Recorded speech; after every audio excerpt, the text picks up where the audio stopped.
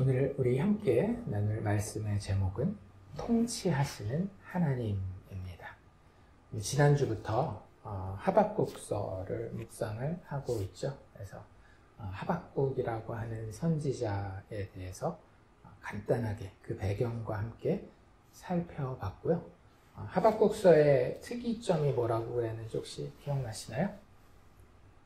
다른 선지서들은 대부분 선지자가 누구에게 이야기하죠? 백성들에게 하나님께 돌아오라, 회개하라 이런 이야기를 했다라고 한다면 하박국은 백성에게 이 말씀을 선포하는 것이 아니라 하나님에게 본인이 생각하는 것들을 질문하고 또 하나님이 하박국에게 답변하는 그러한 내용이 하박국서의 내용이고 또 다른 선지서들과 비교했을 때에 도드라지는 특징이라는 이야기를 드렸습니다. 그래서 지난주에 우리 살펴본 11절 말씀까지가 하박국의 첫 번째 질문 그리고 하나님의 첫 번째 대답이었고요. 오늘 우리가 읽은 부분이 하박국 선지자의 두 번째 질문이고 하나님의 두 번째 대답이 시작되는 부분까지 오늘 봤습니다. 다음 주에 이제 그 대답이 어떻게 마무리되는지도 보게 될 텐데요. 오늘 그 부분 보도록 하겠습니다. 배경 지식으로 그래도 지난주 하박국의 질문의 내용이 무엇이었는지 하나님이 어떻게 대답하셨는지를 간단하게 좀 살펴보면 하박국의 시대가 참 안타까운 시대라고 말씀드렸죠. 왜냐하면 하박국은 지금 이 불평불만을 가질 수 있는 이 시대 이전을 살았어요. 어떤 왕이요? 좋은 왕 요시야를 살았었단 말이에요.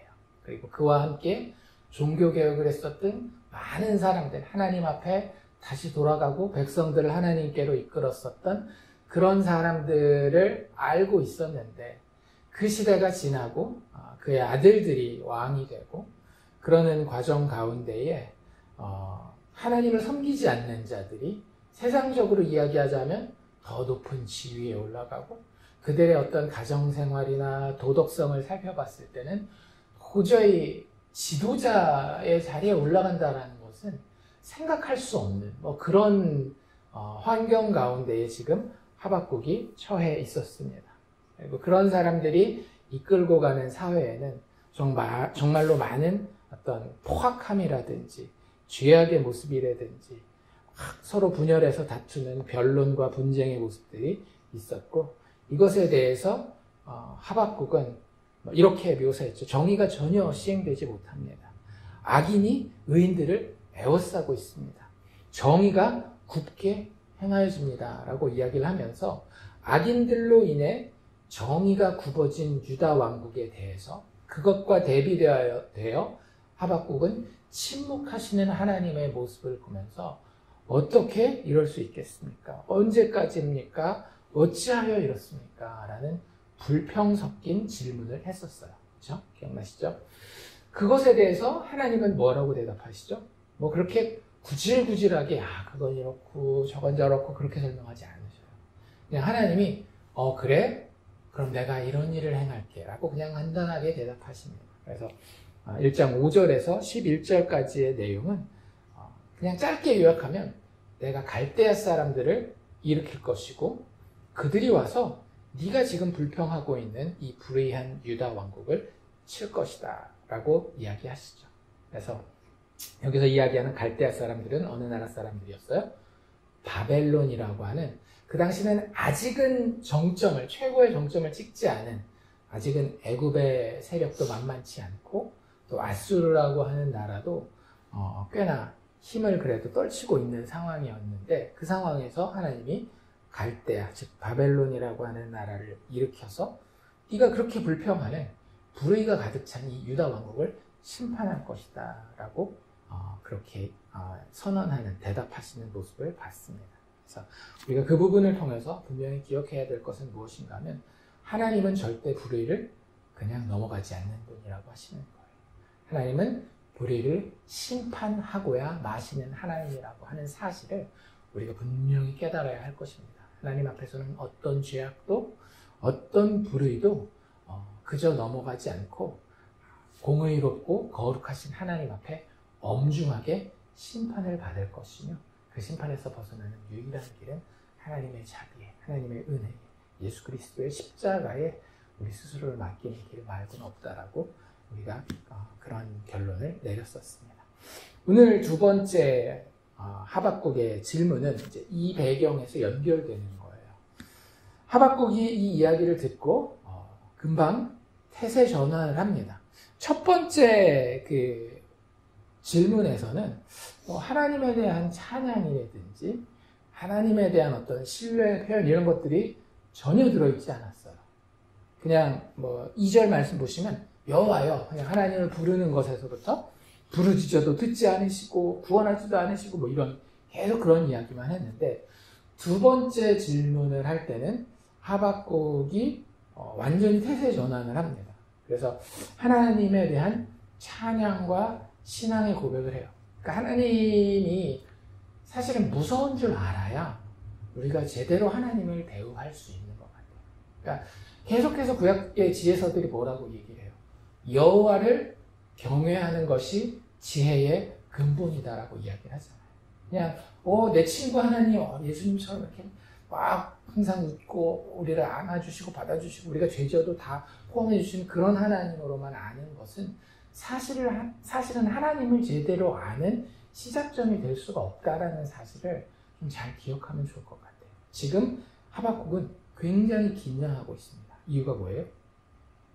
본인이 생각했었던 것과는 다른 방식으로 하나님이 불의를 심판하는 것을 들었기 때문에 그래요. 그래서 하나님에 대해서 본인이 어떻게 보면 작은 믿음이지만 진짜 동아줄 하나 붙들고 있는 그런 신앙 정도였을지도 모르겠어요. 그런데 그 안에서 끌어낼 수 있는 모든 하나님에 대한 묵상을 끌어냅니다. 그 대표적인 표현이 무엇인가 하면 주께서는 만세 전부터 계시지 않습니까? 이렇게 이야기를 하죠. 주님은 영원 전부터 계시는 분입니다. 라고 하나님의 영원성을, 인간과는 차별되는 하나님의 영원성에 대해서 이야기를 합니다. 그런데 사실 여기에도 계산이 깔려있죠. 왜 이야기를 했을까요? 하박국은 영원하신 하나님에 대해서 이야기하면서 동시에 당신이 약속하신 것이 영원하지 않습니까?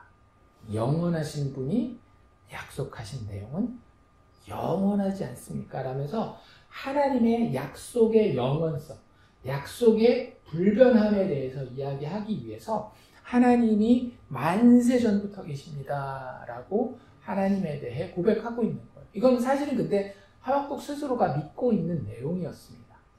의심이 가는 때도 있고 때로는 불평하고 까먹을 때도 있지만 깊이 앉아서 묵상해 봤을 때에 그의 마음 깊은 가운데에 아주 작은 정도로 할지라도 하나님 영원하신 분입니다. 그리고 그분의 약속이 그분의 영원하신 속성 때문에 똑같이 영원성을 가지고 있구나라고 고백을 합니다.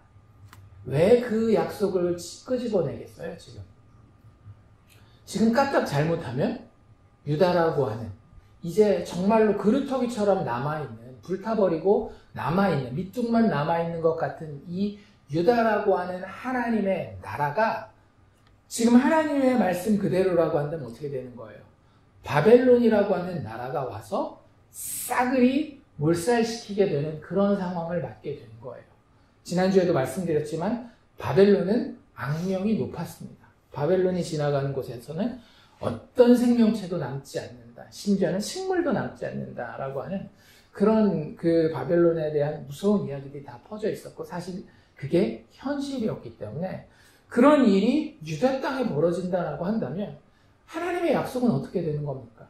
그냥 우리가 쉽게 알 수 있는 다윗 언약 어떻게 되는 겁니까? 하나님께서 그 왕좌에서 왕위를 이을 자가 끊어지지 않겠다라고 이야기하셨는데 바벨론이 와서 이 나라를 싸그리 다 멸망시킨다라고 한다면 어떤 생명체도 남지 않을 텐데 하나님 약속을 기억하셔야죠. 당신 만세 전부터 계시지 않습니까? 영원하신 당신께서 당신의 그 속성 가운데 해주신 그 약속에 대해서 하나님 잊으면 안 되시죠? 라고 하면서 하나님께 긴급하게 두 번째 질문을 던지고 있는 겁니다. 그리고 그 가운데에 하나님을 향한 자신의 묵상을 하나씩 하나씩 살피는 거예요. 하나님을 부르는 호칭을 통해서. 첫 번째 어떤 표현을 쓰고 있어요? 여호와라고 하는 표현을 쓰죠. 2번이나 나옵니다. 그렇죠? 여호와요, 여호와요. 2번이나 이야기를 해요. 여호와는 언제 쓰이는 이름이라고 했어요? 이름의 뜻은 스스로 있는 자라는 뜻이긴 하지만 여호와라는 이름이 구약 성경에서 쓰일 때는 항상 언약하시고 그 언약을 지키는 언약의 하나님으로서 쓰일 때에 자주 등장하는 표현이 여호와 하나님이라는 표현이라는 이야기를 제가 전에 한번 해드린 적이 있을 거예요. 그래서 하나님께 다시 한번 그 언약에 대해서 계속 상기하는 거예요. 하나님 기억하셔야죠. 하나님 여호와라는 이름을 주시며 모세의 언약을 체결하였고 다윗에게도 그 왕국에 대해서 언약을 체결하신 분이 당신이 아닙니까? 여호와 하나님 이렇게 부르고 있는 거고요. 또 하나님을 뭐라고 이야기를 하고 있는가 하면 나의 하나님이라고 하면서 하나님과의 그 친밀한 관계에 있는 것을 자기 스스로에게 또 하나님에게 상기시키고 있습니다. 그리고 하나님을 향하여서 거룩한 이라고 이야기를 하면서 이제 여기서 이제 밑밥을 깔기 시작하는 거죠. 하나님의 거룩함 가운데는 우리가 알고 있는 죄에 대한 심판이 분명히 포함되어 있고 그리고 지금 이 상황에서는 본인이 생각할 때에 심판받아야 될 자가 누구라고 이제는 생각하는 거예요. 이 타락한 유대 왕국의 악인들 정도가 아니라 이 유대 왕국을 치러오게 될 바벨론이 하나님의 거룩하심 앞에 심판을 받아야 어떻게 해서든 자기 나라가 살 거 아니에요. 이 유다라고 하는 나라가 명맥을 이어서 그 가운데 의인들이 어떻게 다시 세워져서 살아날 것 같다라는 생각을 했었던 것 같아요. 그래서 하나님의 거룩하심을 다시 한번 고백하면서 하나님 앞에 그 이름을 호칭을 뒤밉니다. 나의 거룩하심이요. 그리고 뒤에 가면 또 하나님을 뭐라고 이야기하는가 하면 반석이라고 이야기합니다. 반석이시여 라고 이야기를 하면서 하나님이 하나님의 백성과 자기 자신에게 유일한 기초석이 된다라고 하는 이야기를 하고 있는 거예요. 그러니까 불평불만도 하지만 지금 하박국 입장에서는 하나님 말고는 든든하게 기댈 수 있는 존재가 없는 거죠. 그러니까 이게 어떻게 보면 하박국의 모든 것이 막 칭찬받을 만한 그런 신앙의 내용은 아니지만 그래도 그 바닥에 정말로 야 이거 하나만큼은 그래도 하박국이 잃지 않았구나. 우리도 이런 것들은 아무리 영적으로 침체가 오고 힘든 상황이 있다 할지라도 잊으면 안 되겠구나라고 하는 것들이 이런 것들인 거예요. 하나님을 향해서 당신만이 내가 유일하게 기댈 수 있는 존재입니다. 심지어는 지금 현재 상황이 그렇게 다 보이지 않는다 할지라도 내가 그래도 반석이라고 부를 수 있는 존재는 당신밖에 없습니다. 라고 이야기를 하고 있는 겁니다. 어쨌든 이런 것들이 다 뭐하기 위한 거예요? 하나님께 질문하기 위한 그런 장치로서 하박국에게 지금 막 사용되고 있다고 하는 겁니다. 첫 번째 질문에서는 전혀 없었던 부분이라고 하는 거죠. 그러면서 그 가운데에 어떤 이야기도 하고 있는가 하면 하나님의 백성들이 자기와 또 본인의 눈에 보기에 유다 왕국의 의인들에 대해서 12절 중간에 우리라고 하는 표현을 쓰면서 이렇게 고백을 하죠. 믿음의 고백인 거예요, 사실은. 우리가 사망에 이르지 아니하리이다. 이런 하나님 당신께서 반석 되신 하나님께서 우리를 사망에까지는 이르게 하지 않으실 것을 내가 믿습니다. 그리고 그 뒤에 그런 얘기도 하죠. 주께서 경계하기 위하여, 여기서 경계라고 하는 것은 바로잡고 꾸짖고 이런 것들을 이야기하는 거거든요. 경계하기 위해서 그들을 세우셨나이다. 그들이 누구겠어요? 바벨론을 이야기를 하는 거죠. 하나님의 죄에 대한 엄중한 심판에 대해서도 나름 겸손한 마음으로 받고 있는 거예요. 하지만 그 마지막은 어떻다라는 거예요? 영원한 멸망, 사망은 아니라고 하는 것을 하나님 앞에 다시 한번 끄집어내서 자기 스스로도 묵상하고 하나님 앞에 그 약속을 기억해 주십시오 라는 그 말로 질문을 시작하고 있는 겁니다. 아직 질문하진 않았어요. 그렇죠? 질문은 이제 그 뒤에 나올 거예요. 그러니까 우리가 여기서 배워야 될 게 뭔가 하면 하나님 앞에 씨름하고 질문한다라고 하는 것이 어떤 것인지를 다시 한번 배우는 거예요. 그러니까 첫 번째는 수준이 더 낮은 레벨에서의 어려운 상황에서 하나님 앞에 질문하는 거라고 한다면 이 두 번째 질문에는 조금은 성숙한, 아직도 다 완벽하진 않지만 조금은 성숙한 어려움 가운데에 하나님 앞에 질문을 던지는 그런 모양, 패턴이 우리에게 잘 가르쳐지고 보여지고 있다라고 하는 사실을 기억하면 좋을 것 같아요. 하나님에 대해서 어떻게 해서든지 더 묵상해보고 그 안에서 하나님의 심판이 나에게 얼마나 합당한 것인지를 묵상하고 더 나아가서 하지만 하나님이 예수 그리스도를 우리에게 보여줬잖아요. 우리는 구약의 백성들보다도 훨씬 더 나은 위치 가운데 있는 사람들이란 말이에요. 예수 그리스도 안에서 그 심판의 마지막 가운데에 우리를 죽음에 두는 것이 아니라 부활의 생명으로 이끌 것이다 라고 하는 그런 믿음의 내용들을 가지고 하나님 앞에 질문하고 울고 하나님의 음성을 기다리는 그런 과정이 우리에게 필요하다라고 하는 것을 하박국의 이 두 번째 질문의 모습이 보여주고 있다라고 하는 겁니다. 그래서 13절부터 보면 이제 하박국의 질문의 내용이 쭉 나오게 돼요. 다시 한번 13절에 하나님의 성품을 하나님에게 상기시키죠. 뭐라고요? 하나님 아시잖아요. 하나님 당신 이런 분이잖아요. 어떤 분이래요? 눈이 정결하신 분이다. 그렇기 때문에 악을 참아 보지 못하시며 패역을 참아 보지 못하시는 분 아닙니까? 이렇게 하나님에 대해서 하나님이 어떤 분이신지 스스로 한번 생각해 보세요. 라고 밑밥을 깔고 질문을 합니다. 질문의 내용은 사실은 그렇게 크게 달라지지 않았어요. 어찌하여 이런 일이 일어납니까? 첫 번째 질문에서도 이야기했죠. 두 번째 질문도 마찬가지입니다. 13절 중간에도 어찌하여 거짓된 자들을 방관하십니까? 14절에도 주께서 어찌하여 사람을 바다에 고기 같게 하십니까? 이런 질문들을 해요. 그냥 그 여러 가지 구체적인 내용들이 있지만 지금 이 하박국의 눈은 어디에 가 있는 거예요? 바벨론 침공에 가 있는 거예요. 아직 일어나지 않은 일이지만 하박국은 그러니까 선지자들 나름대로의 그 영적인 감이라는 게 있어요. 그러니까 선지자 하지 않겠어요? 요나 같은 경우도 그 다시스로 도망갈 이유가 뭐예요? 하나님 분명 용서할 것 같은데 이런 거예요. 그러니까 하나님이 뭘 이야기하시면 그 말씀 때문에 어떤 일이 일어날 것이다라고 하는 하나님이 특별하게 그 당대에 허락한 어떤 일이 일어난다라고 하는 어떤 확신이 거의 선명하게 사진처럼 보이는 거예요. 그러니까 지금 이 하박국도 뭐가 보이는 거예요?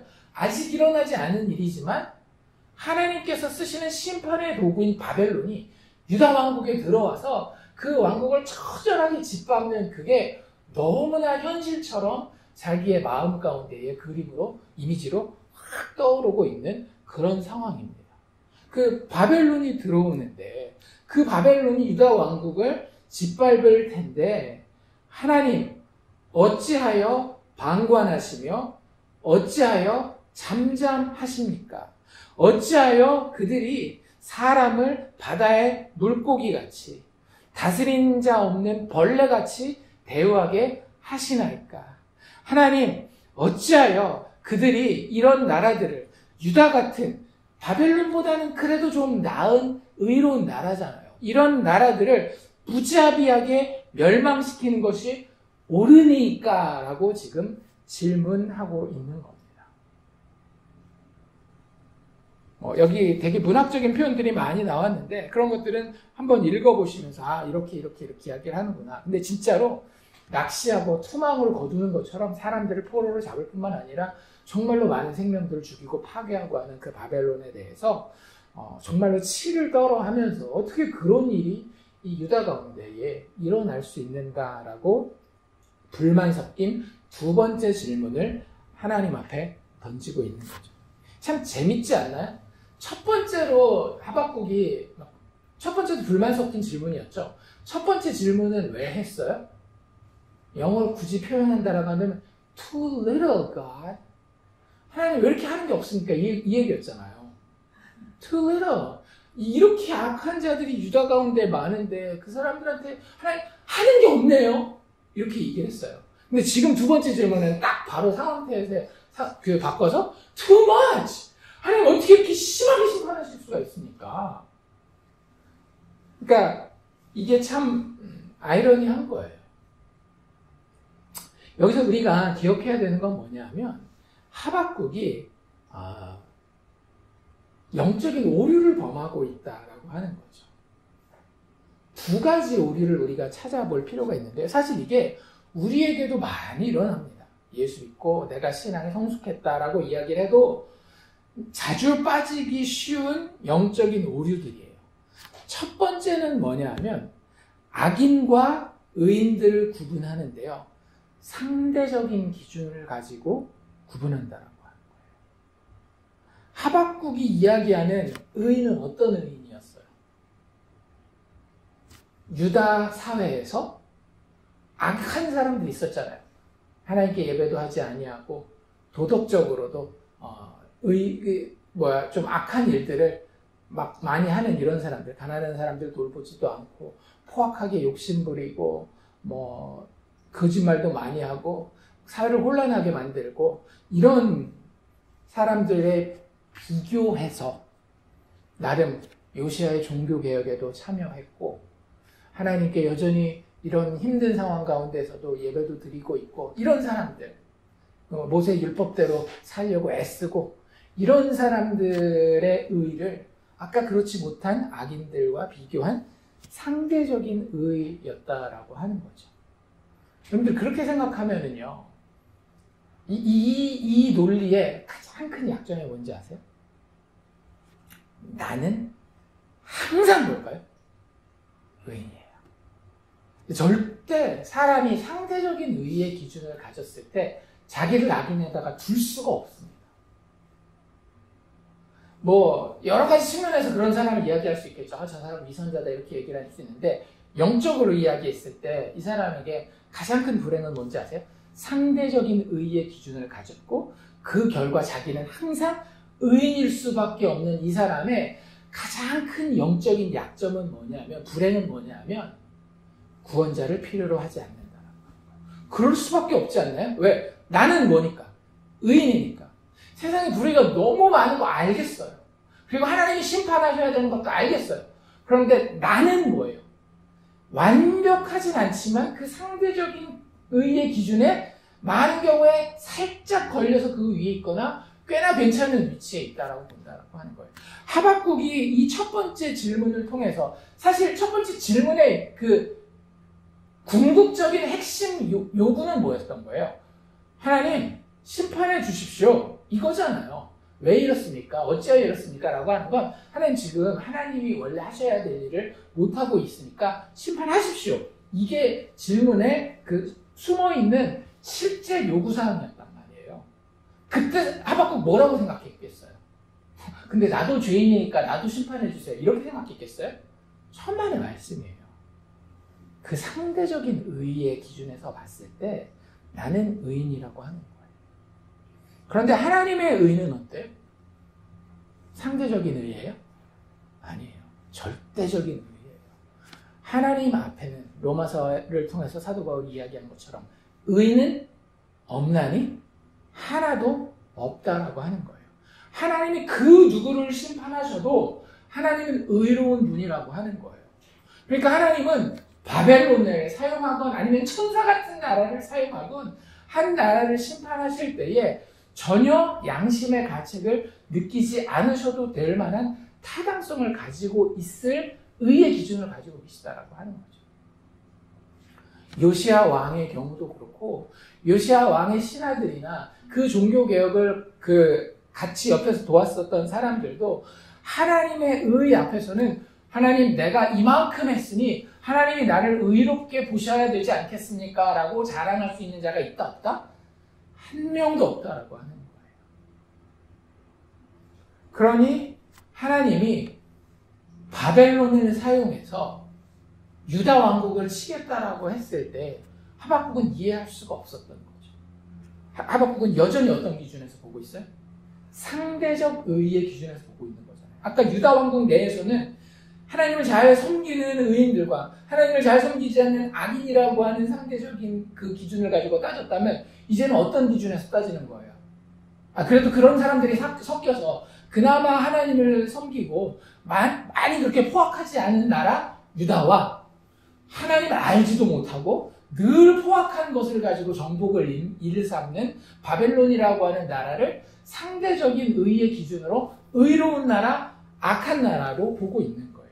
그러니 자기 기준에서 봤을 때 악한 나라가 의로운 나라를 친다라고 하니 이게 말이 안 된다라고 생각하고 있는 거죠. 그런데 나중에 보면 아시겠지만 결국 바벨론도 심판받아요.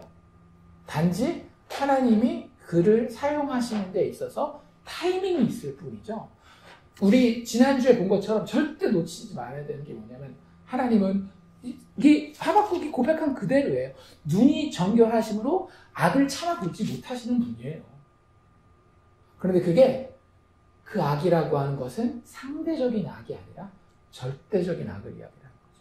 하나님을 알지 아니하고 하나님의 사랑과 은혜와 풍성한 베푸심에 배반하고 제대로 그를 높이거나 섬기지 아니하는 그런 악을 이야기를 하는 겁니다.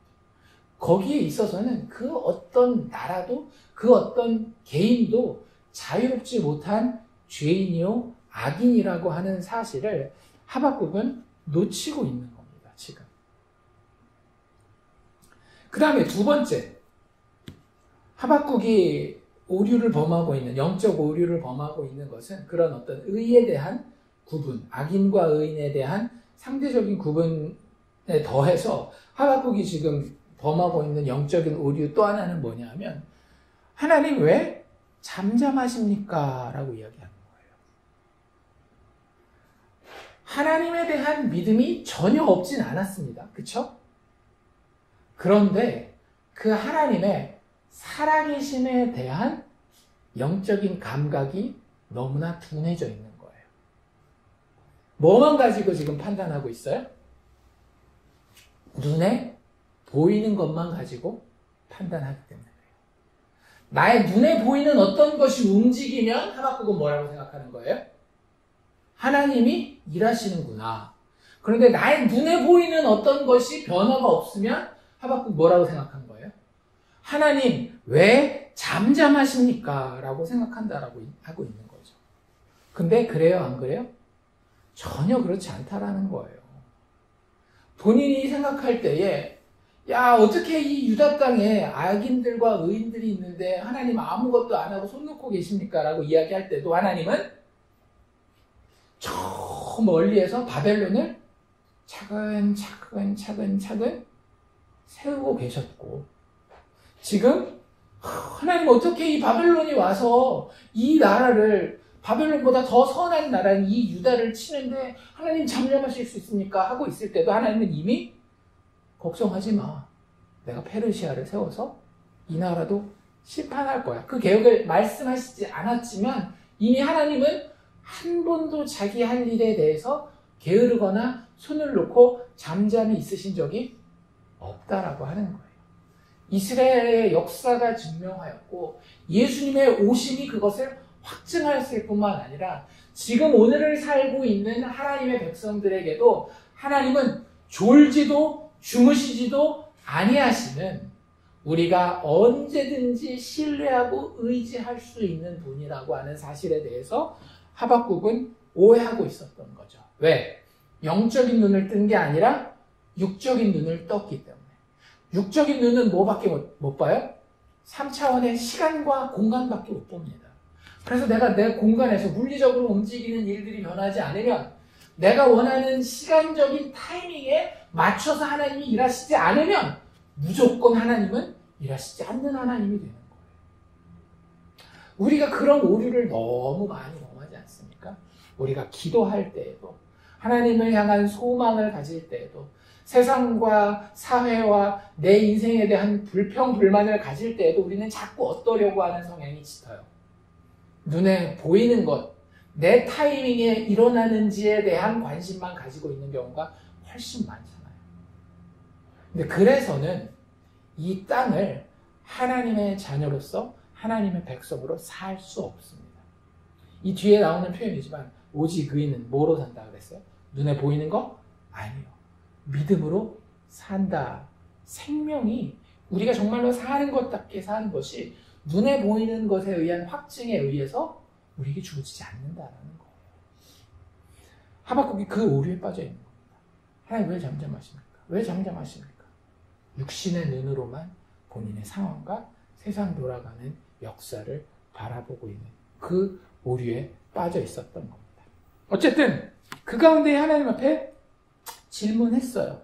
그리고 2장 1절로 넘어와서 하박국은 이제 하나님의 응답을 기다리기로 합니다. 그러니까 우리가 하박국에 대해서 배울 게 막 많지는 않지만 맨 마지막에 이제 신앙고백 3장 끝날 때 정도의 신앙고백 정도 빼놓고는 하박국에서 별로 배울 게 없지만 1장, 2장에서 조금씩 배울 게 있다라고 한다면 아까 우리가 얘기했었던 하나님에 대한 어떤 그런 묵상이라든지 하나님을 그래도 어떻게 해서든지 붙들고 불평을 하건 뭘 하건 하나님께 기도하는 그런 모습이 있다라고 한다면 요 2장 1절 모습이 또 한 가지 우리가 하박국의 모습 중에서 이런 것들은 우리가 비슷한 상황에서 우리 스스로에게 적용하고 배워볼 수 있는 부분이다라고 하는 부분이 있는데 하나님에 대해서 하박국은 기다릴 줄 알았다라고 하는 거죠.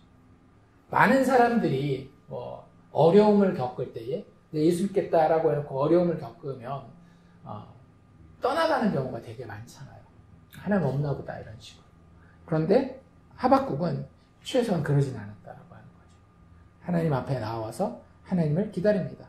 그 기다리는 모습이 막 무례해 보일지도 모르는, 당돌해 보일지도 모르는 그런 모습이긴 해요. 조금 읽어보면. 그런데 어쨌든 중요한 건 하박국은 자기가 질문하고 기도하고 불평한 이후에 어떻게 했다라고요? 하나님 기다렸다라고요. 이게 되게 필요해요. 그냥 까먹고 지나가는 경우들도 우리는 되게 많잖아요. 하나님 앞에 기도하고 하나님 앞에 불평 섞인 이런 것까지 있을 때 그냥 그때만 그러고 그냥 휙 이렇게 떠나버리는 경우. 그러니까 꼭 믿음을 포기하는 게 아니라 할지라도 하나님 앞에 내가 이런 마음을 솔직하게 토로했을 때에 하나님 진짜 어떠실 건지 이 자리에 기다리는 게 좀 필요하다라고 하는 거죠. 아무리 내 안에 불평, 불만이 있고 믿음이 좀 의심 쪽으로 가는 그런 상황이라 할지라도 더 중요한 건 뭐냐면 그래서 하나님 어쩌실 건지 좀 진중하게 자기 자리를 지키고 기다리는 것이 되게 필요한 것 같아요.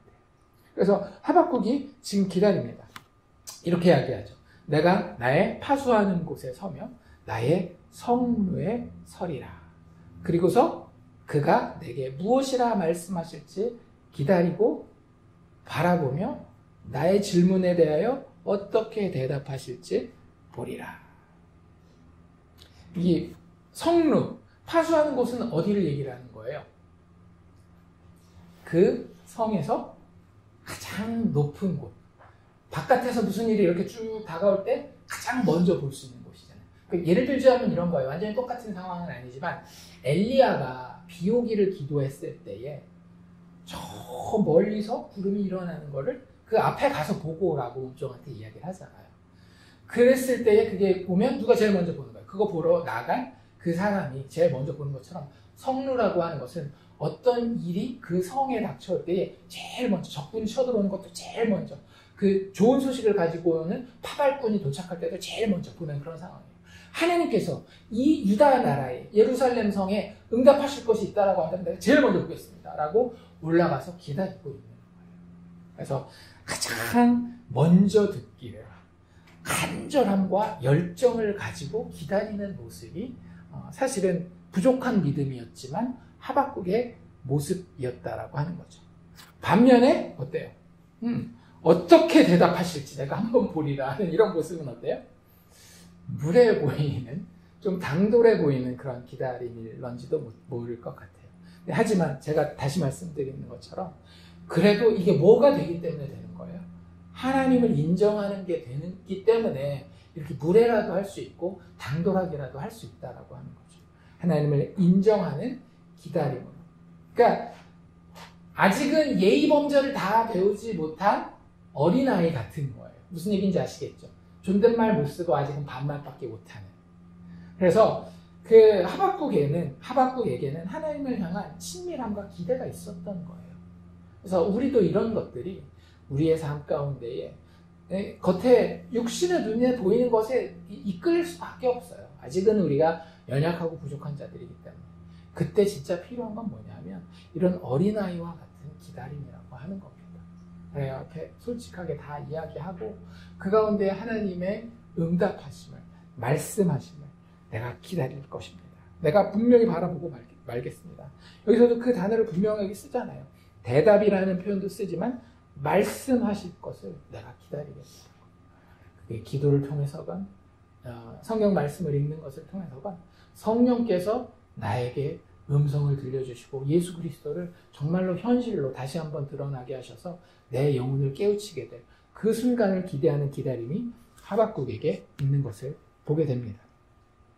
그리고 나서 하나님이 두 번째 대답을 하시죠. 뭐라고 대답하셔요? 일단 처음에는 그래 그럼 내가 이걸 이렇게 할 테니까 잘 이해해봐 이렇게 이야기하지 아니하시고 하박국에 대해서 하박국이 할 일을 알려줍니다. 뭐라고 이야기를 하고 있는가 하면 2절인데요. 너는 이 묵시를 기록하라. 그냥 기록하는 게 아니라 어떻게 하라고요? 판에 명백히 새겨라. 그래서 그렇게 명백히 새겨서 이루어져야 되는 일은 뭐예요? 달려가면서도 읽을 수 있게 묵시를 기록해서 판에 새겨서 그렇게 될 수 있게 해라 라고 이야기를 하고 있는 거예요. 사실 여기서 묵시라고 하는 이 표현은 종말론적인 의미를 가지고 있어요. 궁극적으로는 예수 그리스도에 대한 이야기를, 초림과 재림에 대한 이야기를 의미하게 될 것이고요. 일단 여기는 하나님께서 바벨론에 대한 심판을 하박국에게 보여주시고 그것에 대해 기록하여서 선지자로서 백성들에게 하나님의 입이 되어서 그것을 선포하게 하는 그런 역할을 하기를 하나님이 하박국에게 요구하시는 겁니다.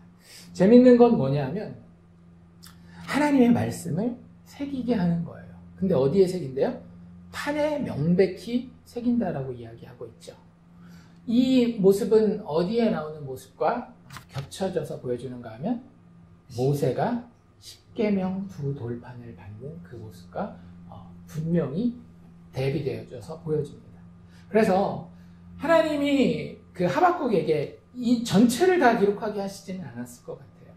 어떤 환상으로 보여준 어떤 무서운 모습이라든지 아니면 하나님이 이 바벨론의 죄악에 대해서 심판할 때 이야기하는 죄의 목록이라든지 십계명이 그런 거였잖아요. 어떤 것들이 죄인지를 분명히 기록하는 것들이었는데 그런 것들을 기록해서 판에 써놓게 해서 백성들에게 보여주는 것은 모세의 사역이었습니다. 그런데 우리에게는 새로운 모세가 있을 거잖아요. 더 나은 모세 스스로가 고백한 나와 같은 선지자, 나보다 더 나은 the greater Mose에 대해서 사실은 여기서 하나님이 약간 힌트를 주고 계시는 거예요. 하박국이 그 역할을 감당하는 징검다리 역할, 그림자 역할을 하긴 하지만 결국에는 이것을 통해서 하나님의 온전한 종말론적인 심판과 종말론적인 구원이 이루어질 것을 하박국에게 사명으로 맡기고 있는 겁니다. 그래서 달려가면서도 읽게 할 수 있게 하라는 건 무슨 얘기예요?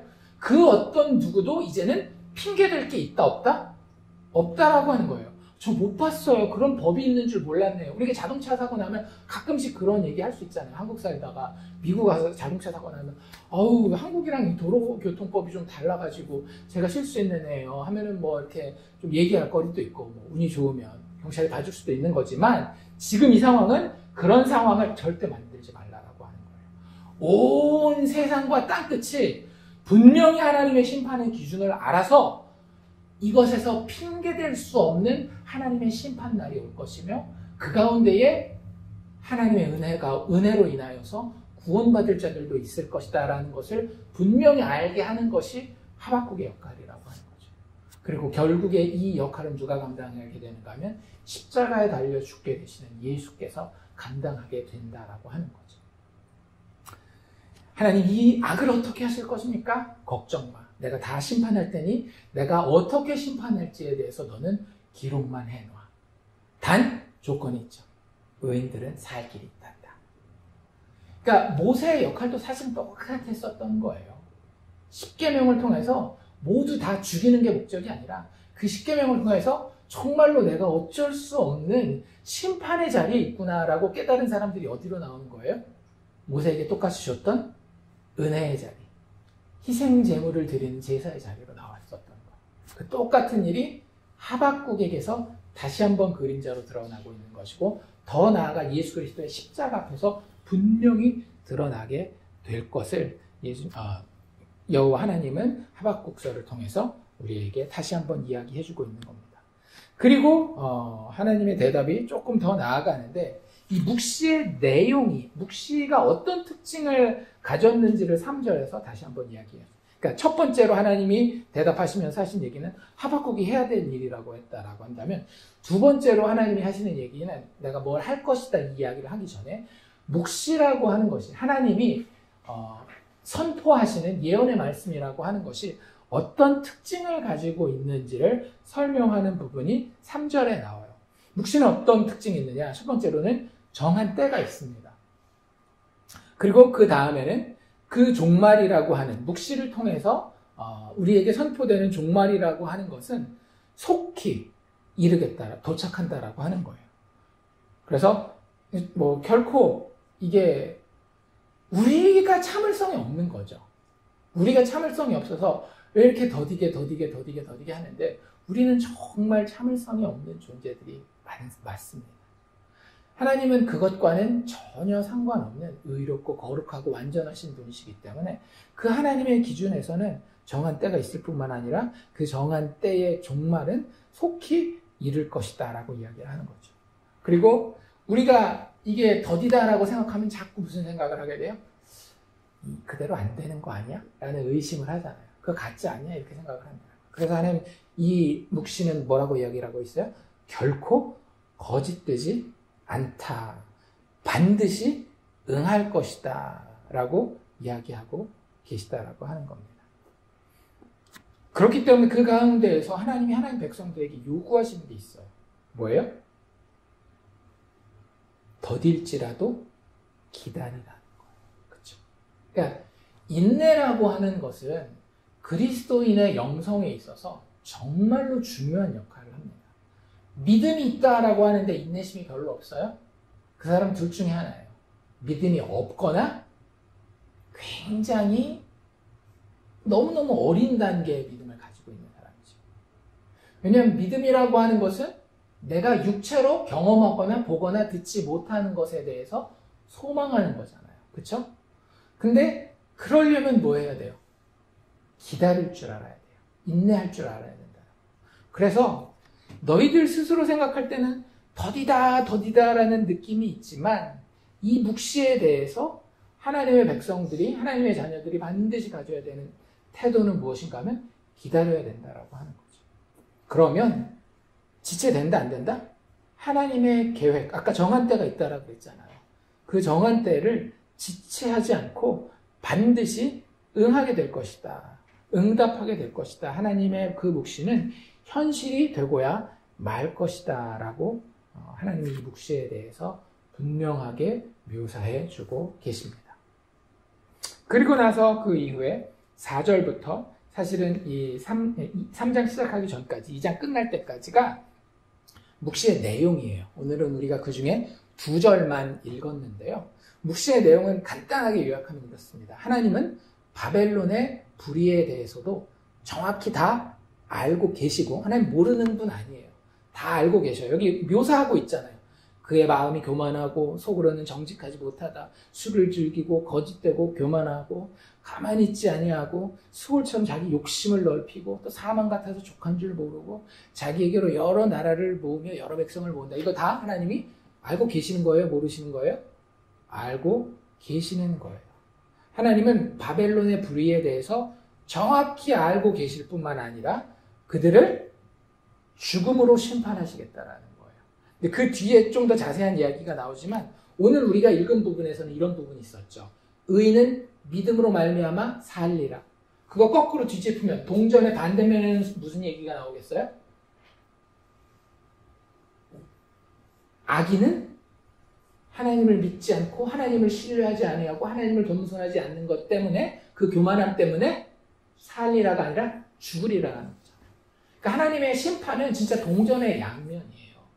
십자가가 하나님의 공의에 대해서 이야기하지만 동시에 하나님의 자비와 사랑에 대해서 이야기하는 것처럼 지금 여기 이야기하고 있는 의인이 믿음으로 말미암아 살리라라고 하는 것은 믿지 아니하는 자에게는 죽음의 심판을 선포하는 것과 똑같은 겁니다. 그래서 하나님의 하나님 어찌하여서 이 바벨론 같은 악한 나라가 이 유다 나라를 친다라고 할 때에 잠잠하고 계십니까? 어떻게 이런 일들, 무자비하게 더 악한 나라가 덜 악한 나라를 멸망시키는 것이 옳습니까? 라는 것에 대해서 하나님, 야, 내가 바벨론의 불의에 대해서 정확히 알고 있고 그들 죽음으로 심판할 것이다 라고 이야기하고 계시다라고 하는 거죠. 여기서 우리가 다시 한번 볼 수 있는 건 뭐냐면 하나님이 보고 계시는 그 바벨론의 불의에 대한 묘사들을 우리가 우리 마음 가운데 한번 품으면 좋을 것 같아요. 하나님이 보시는 악은 어떤 것들이냐. 첫 번째로 교만함이죠. 4절에 보면 교만함. 교만함은 한 번 더 나와요. 어디에도 나오나요? 5절에도 나옵니다. 교만함. 두 번째는 뭐예요? 정직하지 못한 것. 5절에는 뭐라고 표현됩니까? 거짓되었다라고 얘기를 하고 있어요. 하나님이 이런 것들 나라 레벨에서만 심판하시는 게 아니라 개인의 레벨에서도 똑같이 심판하십니다. 우리가 반드시 기억해야 돼요. 교만하고 거짓된 것 하나님이 반드시 심판하고 나가십니다. 그러니까 우리가 하나님 앞에서 예수의 피로 깨끗해져서 의인되었다라고 했을 때에 이 교만함과 거짓과 같이 갈 수 있을까요? 없을까요? 절대 같이 갈 수 없어요.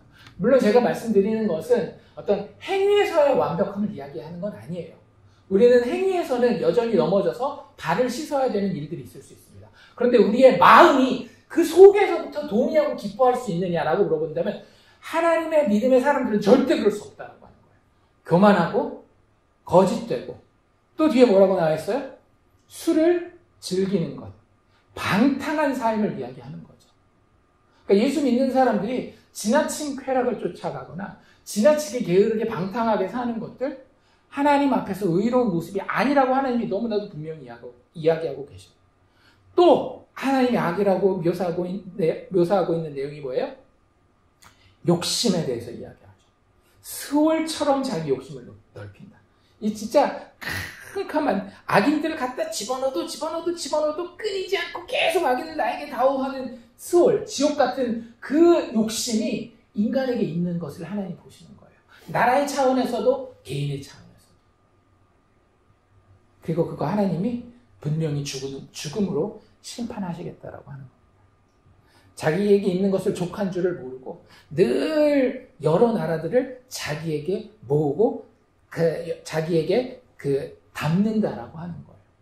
항상 자기 중심이고 아나무인인 그런 태도가 하나님이 보실 때에 심판하실 심판의 대상이라고 하는 거죠. 우리는 자꾸 하나님의 심판의 대상을 하박국처럼 생각하잖아요. 눈에 보이는 야 사람 죽였대, 야 저 나라에서는 뭐 어떻게 이렇게 했대, 저 사람은 이런 행동을 했대, 이런 걸 생각하지만 그런 모든 눈에 보이는 행동들은 다 뭐예요? 우리의 마음의 증상이라고 하는 거예요. 어떤 한 나라가 그런 어떤 뭐라 그래야 될까? 마음의 방향성을 가지고 있고 어떤 한 개인이 이런 마음을 품고 살아가는 것에 대해서 하나님은 절대로 그냥 넘어가시지 않겠다라고 하는 거죠. 그들의 교만과 그들의 거짓과 그들의 방탕함과 그들의 욕심, 자기중심적인 그런 모든 태도들을 하나님은 지체하지 아니하고 심판하시겠다라고 하는 거예요. 죽음으로. 단지 그게 우리의 눈에, 우리의 감각에 어때 보이는 것처럼 보이는 거예요. 더딘 것처럼 보일 수는 있다는 거예요. 그래서 하나님이 미리 경고하셨잖아요. 묵시라고 하는 것이 신의 차원에서 일어나는 것이기 때문에 인간의 레벨에서는 더뎌 보일 수 있어. 그런데 지체되지 않고 반드시 응하게 된다. 정한 때가 있기 때문에 너희들 눈에 더디게 보일 뿐이지 하나님의 정의는 절대 망하지 않는다라고 하는 거예요. 단, 그러면 하나님 앞에 누가 그 심판 가운데 설 수 있겠습니까? 개인적인 레벨에서, 국가적인 레벨에서. 국가적인 레벨에서 조금 의로운 유다도 어차피 망할 것이고, 개인적인 레벨에서 하나님 조금 섬기다고 하는 사람들도 하나님의 그 추상 같은 그 돌에 기록된 율법에 의하면 의인이 아무도 나올 수 없는데 그럼 어떻게 해야 됩니까? 라는 것에 대해서 하나님은 이미 답을 제시하고 계시죠. 뭐라고요? 의인은 믿음으로, 그의 믿음으로 말미암아 살리라. 절대 걱정하지 마라. 내가 왜 의로운 줄 아느냐? 내가 약속한 것을 지키기 때문에. 의라고 하는 것이 법적인 것만 있는 게 아니라고 말씀드렸던 거 기억나세요? 원래 구약 성경에서 계속 이야기하는 이 의의 가장 중요한 핵심은 세데크의 가장 큰 핵심은 뭐냐 하면 자기가 있어야 할 자리를 신실하게 지키는 거예요. 그러니까 이 세데크에 있어서, 의에 있어서 가장 중요한 건 약속이거든요. 근데 계속해서 하박국 스스로가 하나님 앞에 항의했던 내용이 이 약속에 대한 거 아니었습니까? 하나님 영원 전부터 계시는 하나님, 영원한 약속으로 아브라함의 자손에게, 다윗의 후손들에게 나라를 약속하지 않으셨습니까? 그것에 대해서 하나님이 지금 답하고 계시는 거예요. 그래, 내가 의롭다. 그런데 나의 의 가운데에 나는 의인을 살릴 것이다. 어떤 방식으로? 이 모든 심판이, 모든 죄인들과 모든 악한 나라들을 멸할 그때 나는 의인을 살릴 텐데 어떤 방식으로요? 믿음으로 말미암아 살릴 것이다. 이렇게 이야기하고 계시더라고요. 너무나도 유명한 구절이고 신약 성경에서는 3번이나 인용되고 있죠. 로마서 1장 17절, 갈라디아서 3장 11절, 그리고 히브리서 10장 38절. 3번이나 인용될 정도로 구원이라고 하는 것이 오직 하나님께만 달려있고 우리는 그 하나님의 은혜에 의지하고 그런 하나님을 인격적으로, 예수 그리스도를 인격적으로 받아들여서 신뢰하는 믿음 말고는 할 게 없다라고 하는 것이 하나님의 구원의 유일한 방법이었다라고 하는 거예요. 구약에도 신약에도 오늘날에도. 그리고 그것에 대해서 하박국을 다시 한번 깨우치고 계시는 겁니다. 얘야, 너 뭐 때문에 네가 구원받는다라고 생각하니? 얘야, 한 나라가 어찌하여서 하나님 앞에 의로운 나라가 된다라고 생각하니? 단지 착한 일하고 나름대로 다른 사람들과 비교했을 때, 다른 나라랑 비교했을 때 좀 괜찮아 보이는 것 가지고 하나님 앞에 의롭다함을 여김을 받을 것 같아? 그래서 하나님의 심판을 벗어날 수 있을 것 같아? 그렇지 않아. 그걸 벗어날 수 있는 길은 심지어는 바벨론도 벗어날 수 있는데 유일하게 한 가지밖에 없단다. 뭐예요? 하나님의 자비로이 여기심을 바라는 믿음밖에 없는 거예요. 이스라엘이 출애굽할 때 그 모든 백성이, 심지어는 이스라엘 백성도 죽어야 했다니까요. 그런데 어떤 자들만 살았어요? 이스라엘 백성들이 되었건 이집트 백성들이 되었건 하나님이 준비하신 어린 양의 피를 의지한 자들만, 거기에 믿음을 둔 자들만 살았다고 하는 거예요. 지금 그 이야기를 하고 계십니다. 이게 지금 네가 볼 때는 지금 당장 유다라는 나라의 역사와 바벨론이라는 나라의 역사만 보일런지 모르겠지만 내가 정한 때가 있다. 내가 너에게 보여주는 이 묵시는 훨씬 더 큰 것이며 영원 전부터 영원 후까지 역사의 시작점과 역사의 마지막까지를 다 커버하고 있는 나의 성품이다. 나의 자비와 나의 은혜를 통하여 오직 의인은 믿음으로 말미암아 살 것이다. 그 외의 모든 것들은 나의 거룩함과 나의 완벽함 앞에 심판의 대상일 뿐이다. 거기서 너가 좀 낫고 내가 조금 더 낫고 이런 것들은 도토리 키재기고 아무 의미가 없다. 그 얘기를 하고 계시는 거예요. 하박국이 질문하고 요구한 것은 무엇이었는가 하면 눈에 보이는 나라, 눈에 보이는 사회, 육적인 것에 대해서 질문하고 요구했기 때문에 이런 하나님을 이해할 수 없었던 겁니다. 하나님은 그에 대해서 뭐라고 대답하고 선포하신 거예요? 자기 스스로에 대한 선언, 그분 앞에 서 있는 인간에 대해서 본인의 영원하고 무한한 레벨에서, 즉 영적인 레벨에서 대답하고 선포하고 묵시로 기록하여 남기고 계시는 겁니다. 그리고 마침내 그 말씀의 그 현실이신 예수 그리스도가 왔을 때 그게 실체로 드러나 약속으로서 성취되었다라고 하는 거죠. 그래서 실질적으로 세계사를, 그러니까 구속사가 아닌 그냥 세속의 역사를 봐도 하나님은 나라들을 통해서 나라들을 심판하셨어요. 그리고 그 심판한 나라, 심판받은 나라들 모두 다 죄인들의 나라였습니다. 생각해보세요. 역사 가운데 어떤 나라가 아무리 칭찬받는 나라였다 할지라도 죄인들이 없고 그 죄인들을 하나도 남김없이 다 심판한 나라가 어디 있었겠어요? 그냥 상대적으로 우리가 좀 더 낫지라고 주장하는 것일 뿐이지 모든 나라는 죄인들의 나라였습니다. 그런데 그 죄인들의 나라를 사용해서 우리가 악이라고 하는 것들을 심판하셨던 거죠. 그 과정에서 어떤 나라들은 조금 더 악해 보일 수 있고 어떤 나라들은 조금 더 선해 보일 수 있겠지만 결국 하나님의 정한 때가 되어서 마지막 날이 이르게 되면 어떤 일이 벌어질까요? 하나님은 모든 나라를 심판하실 것입니다. 모든 죄인들을 심판할 거예요. 살 수 있는 길은 하나밖에 없어요. 뭐예요? 오직 의인은 믿음으로 말미암아 산다는 거예요. 그 과정에서 우리 눈에 보이는 모든 것들에 대해 우리는 어떤 시야를 가지고 있어야 되는가 하면 하나님이 여전히 그분의 주권을 가지고 다스리고 계시는구나. 그리고 그분은 내가 믿을 만한 충분히 신뢰할 만한 분이구나 라는 것을 우리의 마음 가운데에 십자가 바라보면서 계속 믿음으로 새겨야 된다라고 하는 거예요. 왜? 하나님의 궁극적인 주권, 하나님의 궁극적인 다스림, 하나님의 궁극적인 정의와 심판은 어디에서 보여졌기 때문에? 예수 그리스도의 십자가에서 보여줬기 때문에.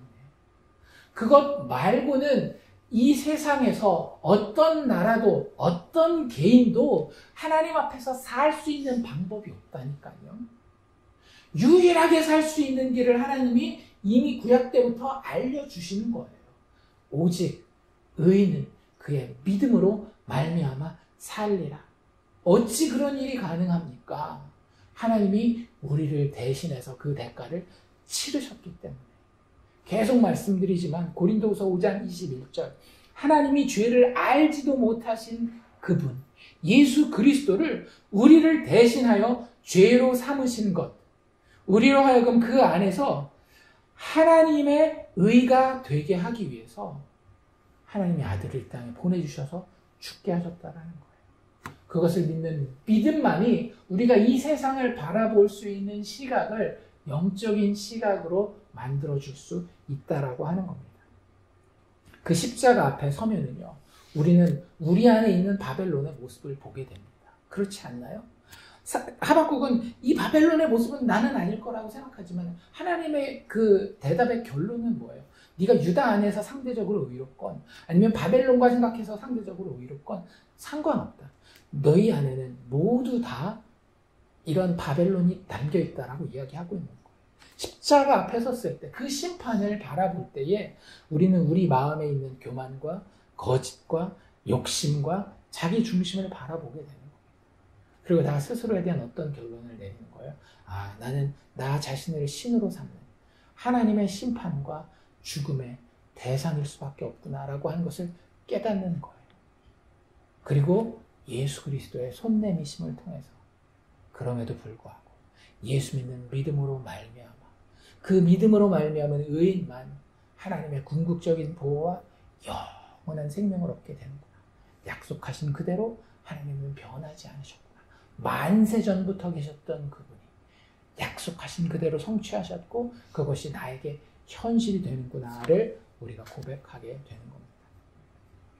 그러니까 많은 분들이 이 부분도 오해하기 쉬워요. 그러니까 그만큼 우리의 그 나를 신으로 삼는 그 죄성이 너무나도 뿌리 깊은데요.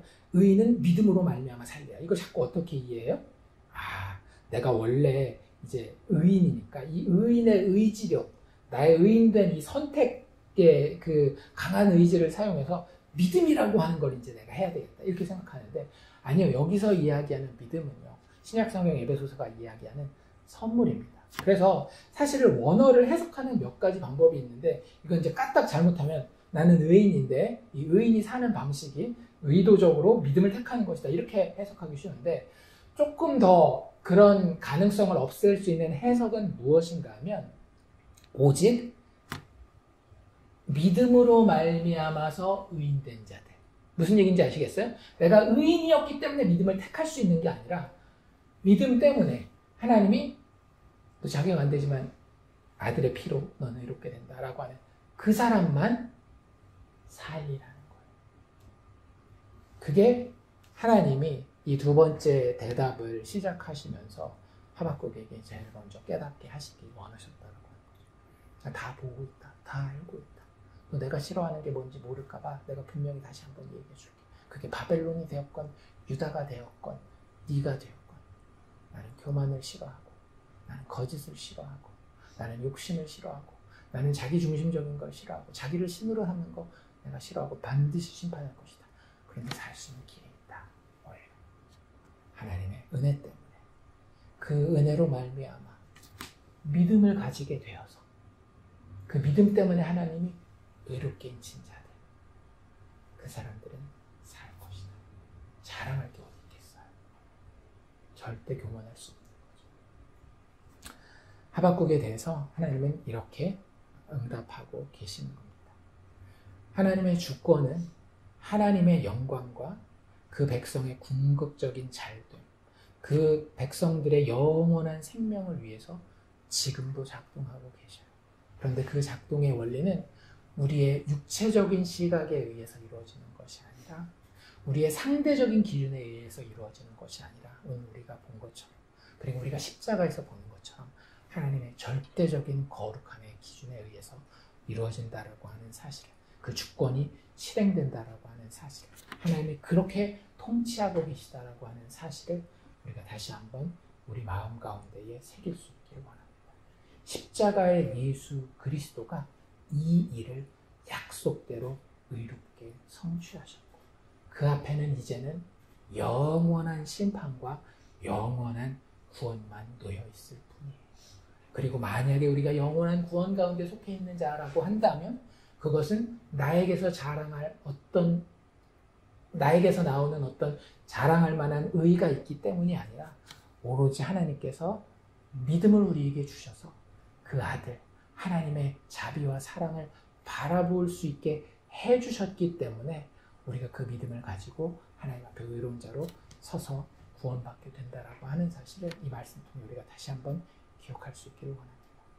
예수의 십자가를 바라보는 가운데 선하신 하나님의 주권적인 통치를 늘 신뢰하고 매일 소망하는 우리가 되기를 주의 이름으로 축원합니다.